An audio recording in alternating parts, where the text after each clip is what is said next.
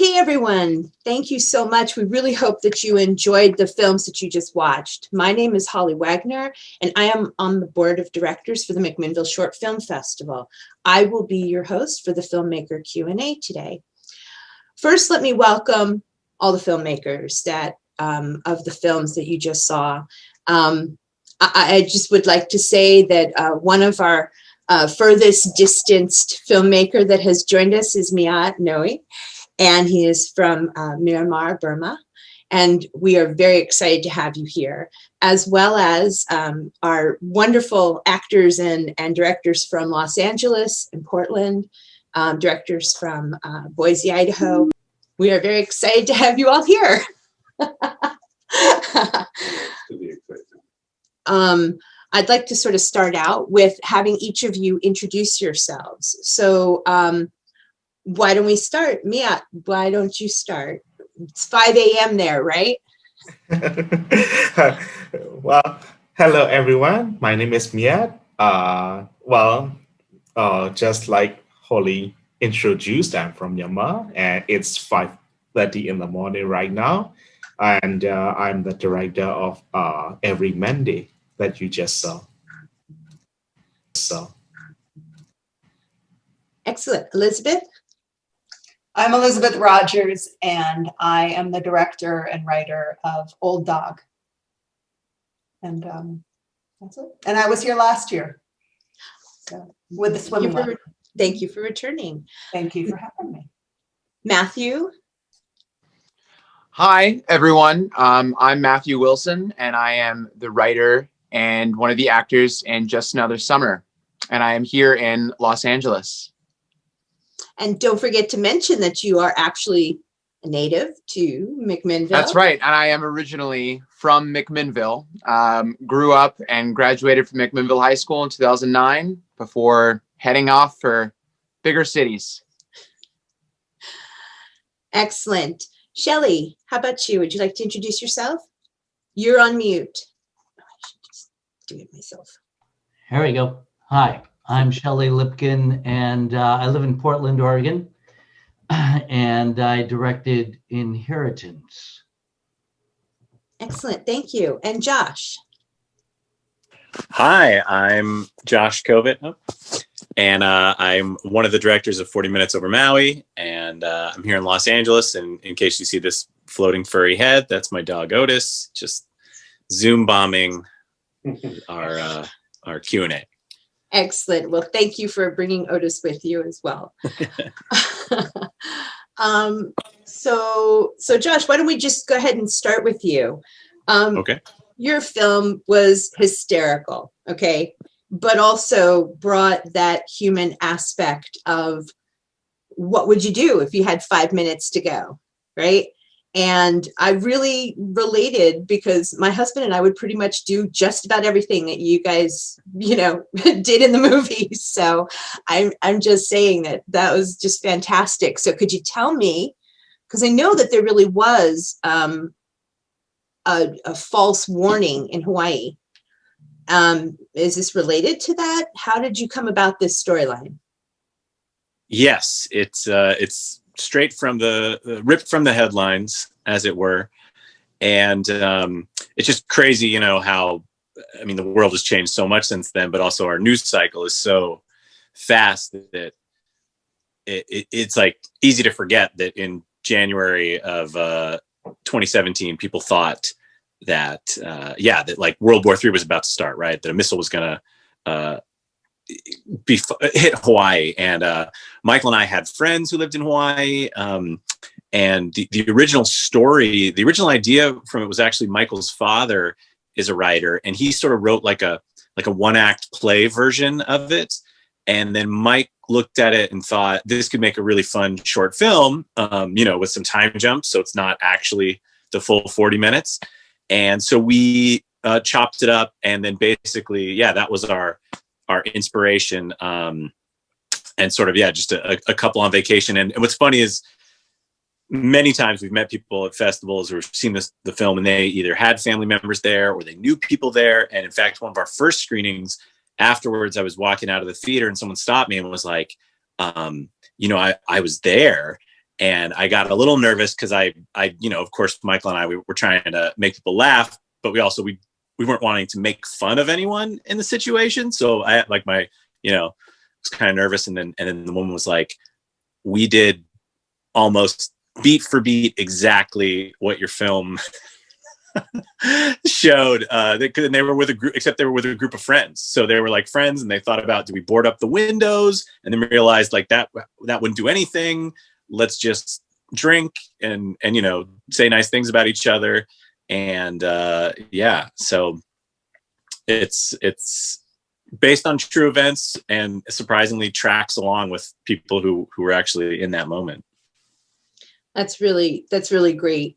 Well, thank you for doing that film, because I mean, it really makes you examine what might you do if you found out you only had 5 minutes left to live, right? And especially with your loved ones, Yeah. And with humor, that was fantastic. With humor, yeah. And Julie and Johnny, they were so good at, they just felt like a real couple, and Michael and I were very sensitive about like, let's make sure that we show.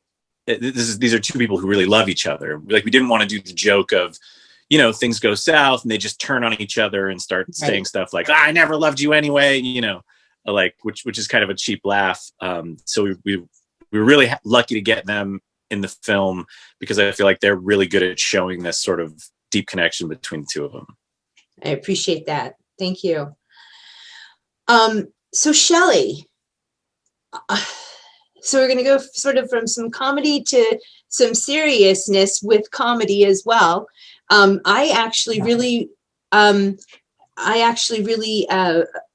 identified with your film because of the fact that my father passed away 5 years ago. He had cancer, and that concerning aspect behind it, and do you do this, go and get the test and all of that kind of stuff. But what really got me was the fact that you played the voicemails from the mother. I still have my father's voicemails, one where he tells me that I am such a pleasure in his life. And anyway, so it got me. So I would really love to know where this all came from and how you decided to do a film like this. Well, I was approached. I teach screenwriting and acting, and although I had directed a lot of theater, and I teach film acting, I hadn't really directed a film before, except for scenes in my classes. And the screenwriter for this was a student of mine, and she sent me the script and said, I'm working on it. I want to submit it to a couple of contests. Would you take a look at it? And I read it and just fell in love with it, because it's such an honest portrayal of what people go through when they're presented with something so impossible to deal with, especially when you're young and you realize, my God, it's like, the tunnel is there and you're headed right toward it. And so when she was diagnosed with that, not diagnosed with cancer, but had the DNA proclivity toward the cancer in that gene, she realized, the writing is somewhat on the wall.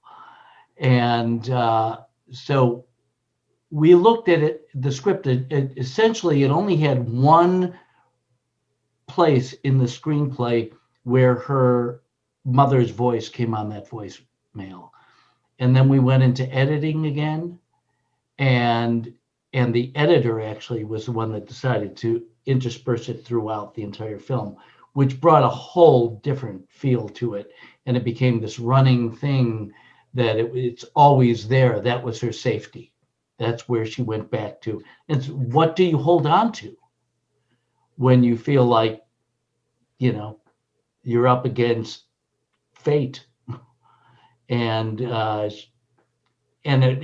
of course, I think she did a brilliant thing in giving her sister the same test simultaneously. So both of them were pitted against one another, and that her sister didn't have that gene and she did, created an entirely different competition that no one ever wants to be in. You know, how come you lucked out and I didn't? Right. You know, I drew the short straw of life. And I think that anyone that ever thinks about the whole idea that we do DNA testing for anything, and that you could find out, oh, well, yeah, I'm going to die tomorrow. Not a happy thought. But I think that the film touches on that with an incredible amount of sensitivity and humor and a lot of love. So, yeah. Wow. Thank you very much for sharing that. Sure. So Matthew, I'm going to come over to you. I love the story and the dynamics between the siblings, being the oldest of four and having three younger brothers. I completely get it. And I love how, you know, like everyone is sort of has their category of where they fit in the family roles, right? And there are these preconceived notions of where they're supposed to be in the family. And I love how you explore that whole piece and then bring in this hysterical woman. Just like, anyway, so could you just talk about where this all came from for you? Sure. So I, as an actor, we have this plight of never having enough control of, you know, what content you get to be a part of, what projects that you get to act in. And now we're in the age of hyphenates, where every actor needs to be a content creator as well, needs to be a writer, needs to be a director, needs to be a filmmaker. And so I kind of wrote it from that angle of what do I create in order to have fun in, include my friends who are good actors who are also having a dry spell. And it's also fun to watch. And I just came back to old, like, Lawrence brother movies on the Disney Channel. Literally what inspired me. You know, Joey, Matthew, and Eddie Lawrence, or Andrew Lawrence. And so I wanted to sort of make this like fun adventure, you know, road trip movie. And I always remember in those movies that the oldest brother, he like falls in love with a girl and it throws everything sideways. And so I wanted to make that, you know, a part of it. And I kind of made it a retro sort of fit, you know, with the van and what the girl looks like. And it's all sort of very 70s cinema. And so that we just kind of went with that. Yeah. And it just kind of threw it into a blender and it seemed to pull out. Well, it was a lot of fun. So thank you for doing it. Thank you. So, all right. So now, Myat, I'm going to come to you. This film, you know, I didn't read the I had no expectations coming into your film. I did not read any of the excerpts about it or anything. I just went in and watched the film, and I was so unsure what the feelings were associated with the film. I felt so many different things about it, you know. Mm-hmm. It was really amazing. So can you share with me what your reasoning and your background, your reasoning for having these two women, you know, and the different shots and around them and such? Mm-hmm. Well, I think I would just have to first explain the you know, my inspiration for this, I guess. That would be great. I love theaters, actually. I like the plays by the Samuel Beckett and Harold Pinter and all these Western playwrights. So I love the idea of minimalism combined with the abstract. So I have this, a very basic, simple story about a long distance relationship, really.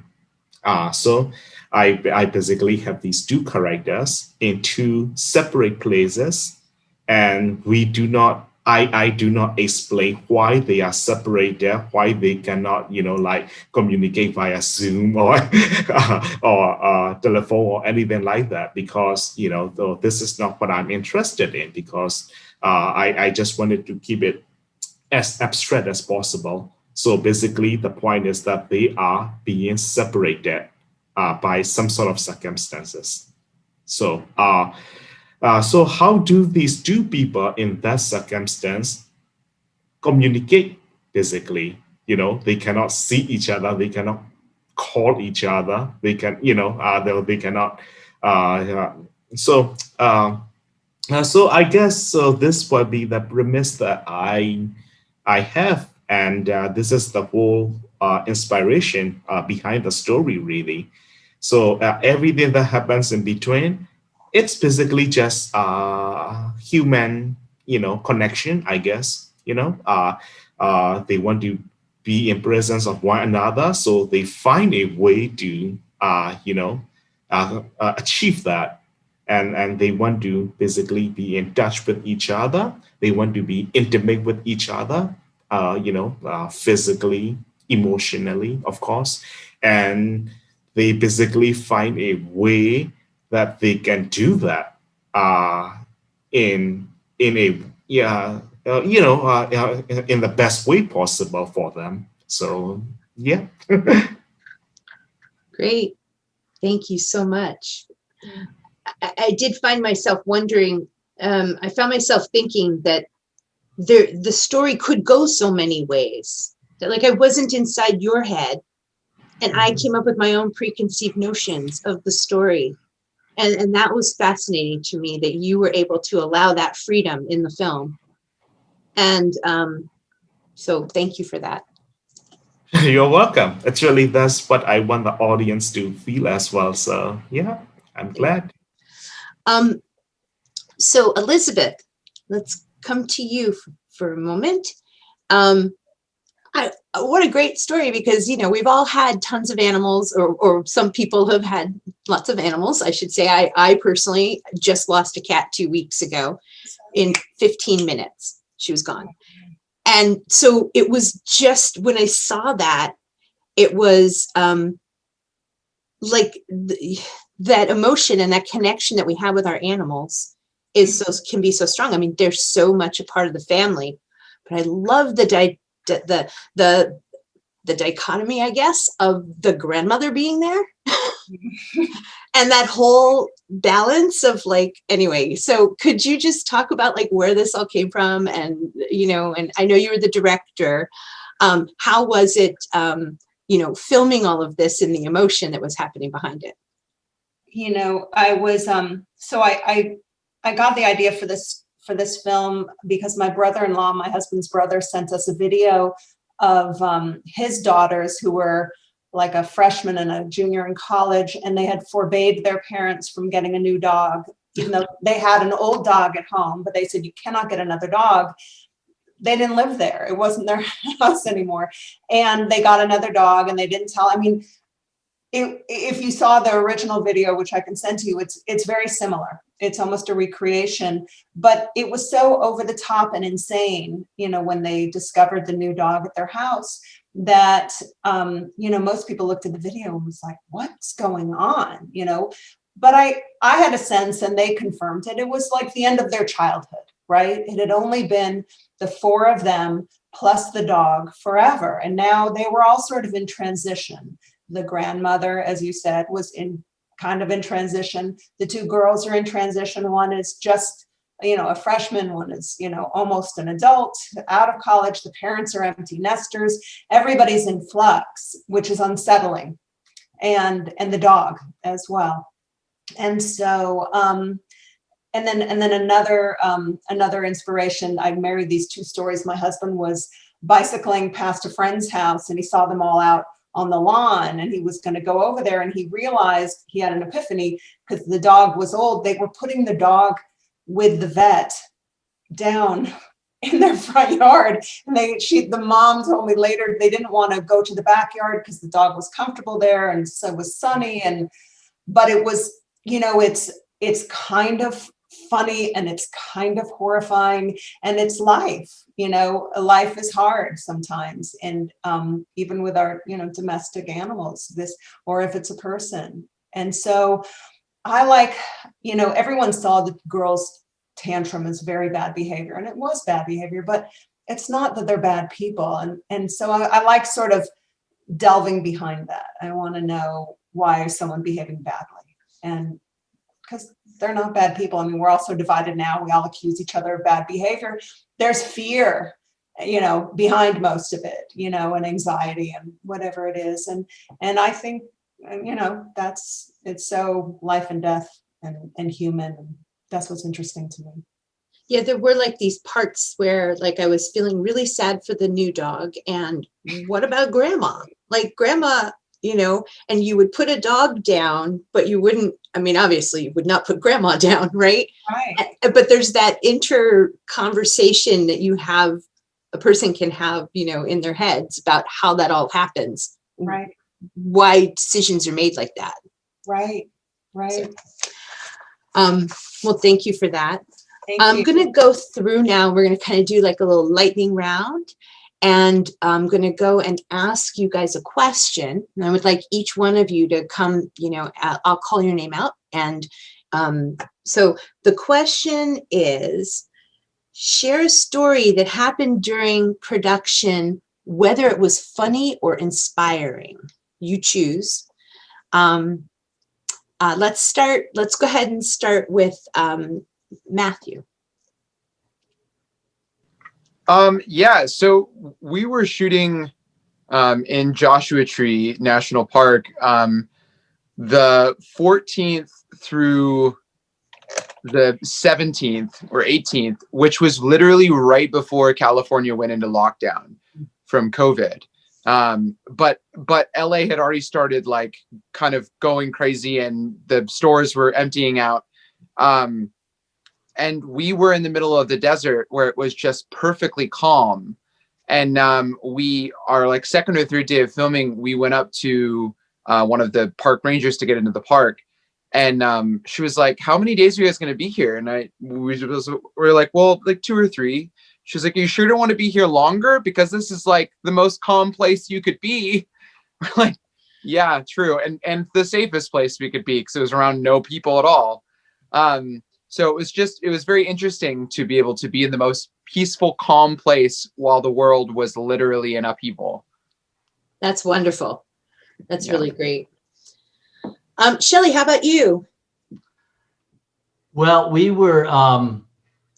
had a last shot in the film where these two sisters finally get back together, and one of them's making coffee, and we really wanted in that shot for the steam of the coffee to come up just right so it would kind of like haze over them with this wonderful halo effect. You know the saying, a watch pot never boils? Well, a watched steam coming out of a pot never occurs. So we pour it in there, the breeze would blow it away. We'd pour another thing in, it would drift the wrong direction. It took like forever. Finally get to get that one little thing of steam to come up. And it was like a minuscule little one at the bottom. We went, okay, just take it. We got steam. Heck with it. Yeah.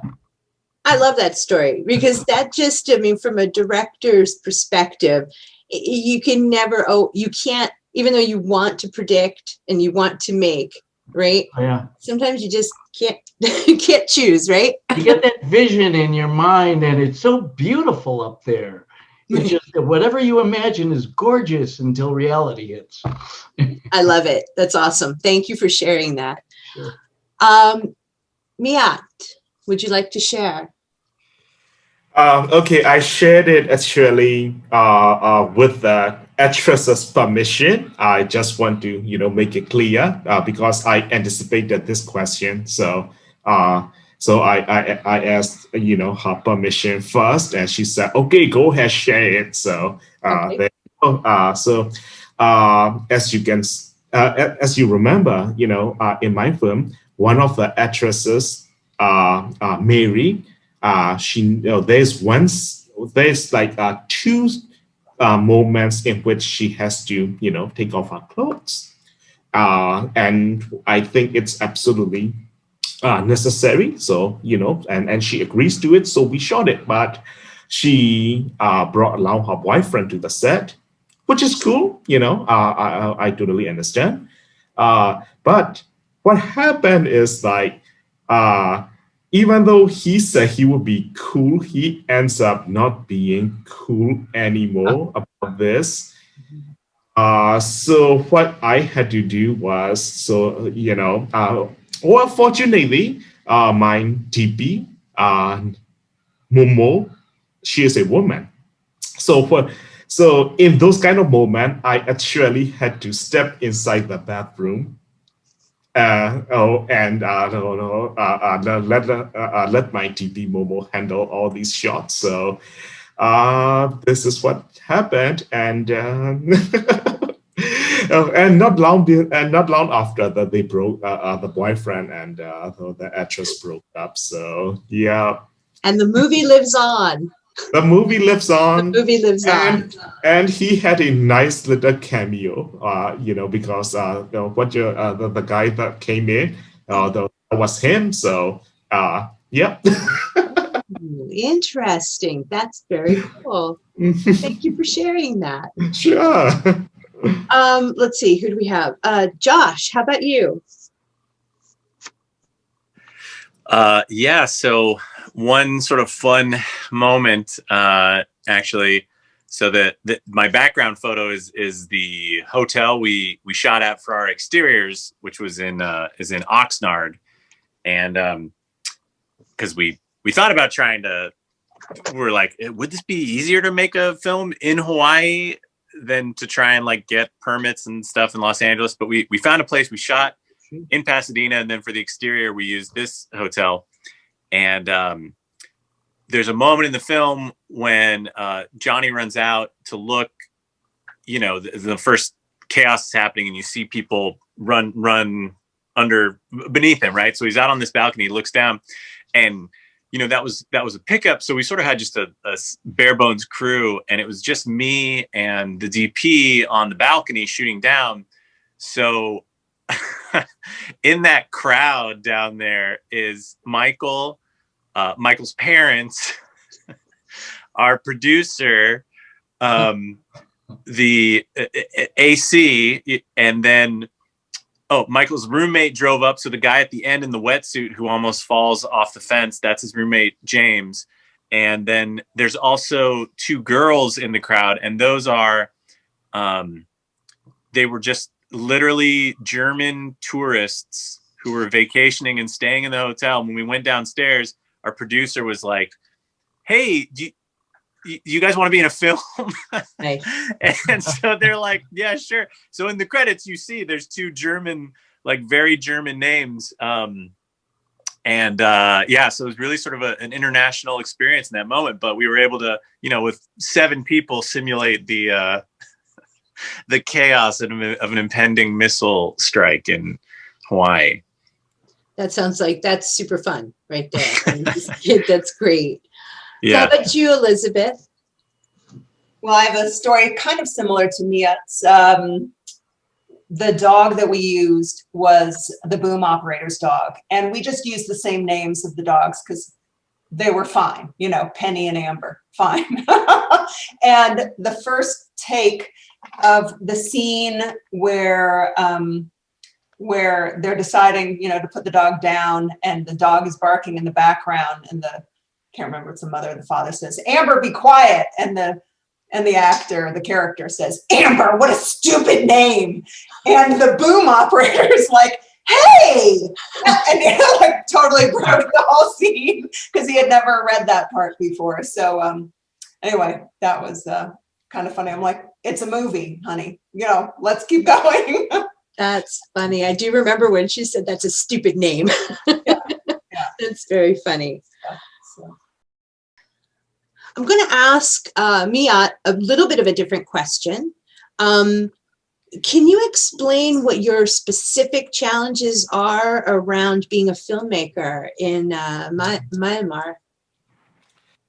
Well, I guess this is the universal, issue that we independent filmmakers all face, which is many, but of course, in countries like Myanmar, the challenges are much bigger because most of us are poor, really, and money is extra difficult to come by.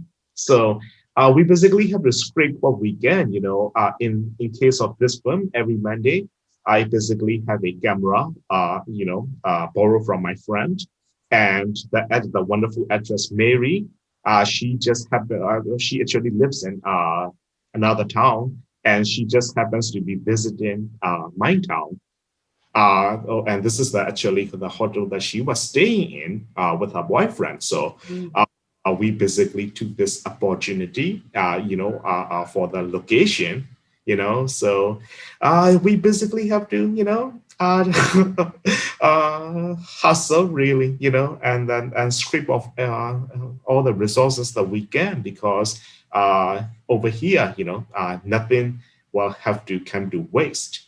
Good thing about like being digital is that now everything is more affordable, because back in that time when we had to use film or those mini DV tapes, we actually had to recycle those mini DV tapes. We don't ever throw away. We actually have to buy the used mini DV tapes to use in others projects. So yeah. Wow, thank you very much for sharing that. I want to ask, I guess, let's talk about what you guys are working on now. So maybe Myat, you could just explain, just real quick, give us a little update on what you're doing right now. Well, my friend is making a gangster film right now, and I am one of the script writers for that. So this is the current project that I'm working on right now. Great, thank you. We look forward to seeing that. How about you, Elizabeth? I am working on a graphic novel, and I've never made a graphic novel before. So yeah, I know it's really hard. I don't know why it's harder than a film, but it seems harder. I'm not the artist, but I'm writing the script. It's based on a documentary that I made. I wrote a narrative screen version of it, and now I'm transferring that to graphic novel script, and going to look for either an agent or an artist to help me finish that project. Wow, that's exciting. That's got a lot of tentacles.